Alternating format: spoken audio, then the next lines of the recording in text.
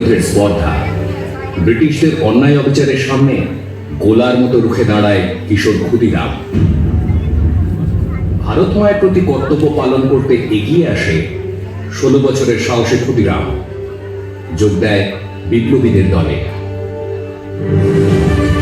কিংসফোর্ডকে হত্যা করার জন্য আমার প্রফুল্লর সাথে আরেকজনকে লাগবে। আমি যাব। তুই পারবি ক্ষুদিরাম? এই দেশ আমাদের দেশ, প্রত্যেক ভারতবাসী যাতে মাথা উঁচু করে বাঁচতে পারে তার জন্য আমি আমরণ লড়াই করে যাব।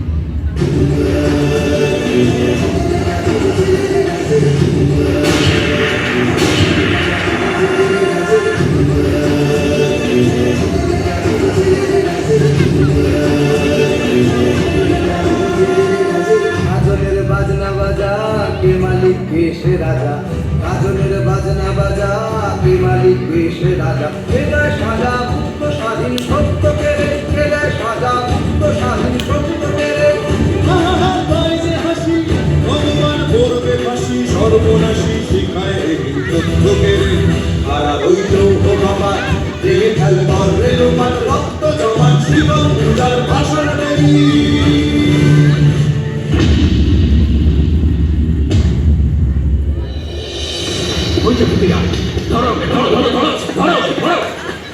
রক্ত জমার শিকল পূজার ভাষণ বেদী, রক্ত জমার শিকল পূজার ভাষণ বেদী।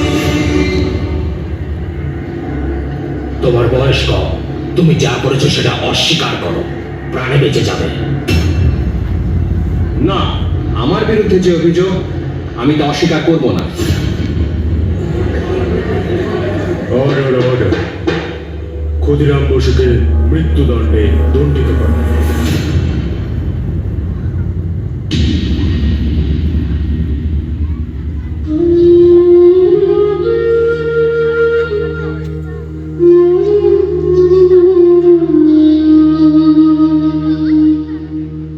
খোকা, ওই খোকা, তুই কোথায় যাচ্ছিস বাবা?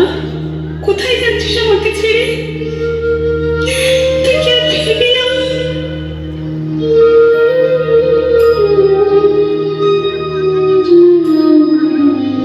একবার বিদায় দে মা, ঘুরে আসি। হাসি হাসি করব হাসি, দেখবে ভারতবাসী। একবার বিদায় দে মা, ঘুরে আসি। 10 মাস 10 দিন পরে জন্ম নেব মাসির ঘরে মা গো। তখন যদি না চিনতে পারিস, দেখবি গলায় বাঁশি। একবার বিদায় দে মা।